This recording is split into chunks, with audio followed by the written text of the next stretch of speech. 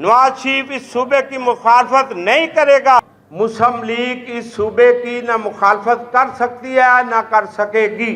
मंशूर में भी किताब में रिटन है ये बात, शायद आपको लोगों को नहीं पता। जिन लोगों ने जो वादे किए हैं वो उनको पूरा करने पड़ेंगे, वरना ये वसेब क़यामत के दिन इनका हाथ होगा, उनका गिरबान होगा। यहाँ जो बात करोगे, जो वादा करोगे, लोग भूल जाएंगे। फरिश्ते लिख रहे हैं, उसका हिसाब आपको देना होगा। हमेशा वसेब के लोग के अजहान में ये बात समाई गई है कि मुस्लिम लीग सूबे की मुखालफ है या मुखालफत करती है, लेकिन हकायक ये है कि मुस्लिम लीग ने ना सूबे के नाम पे वोट लिया, ना सूबे के नाम पे आज तक यहाँ कोई इंतखाबी दंगल में उतरे।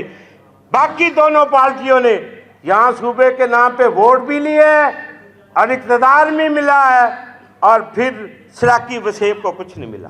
पंजाब के दो टुकड़े करना पंजाब की असम्बली का ये हक है, उसने ये पास किया है।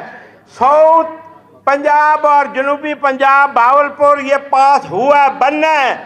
लेकिन अब मजा आएगा। पंजाब वाले तो, मैं आपके साथ हूँ, मैं मुस्लिम लीग का वर्कर होने के नाते आपके साथ हूँ। ये आपका, मेरा और मुस्लिम लीग का वादा है दो सूबों का।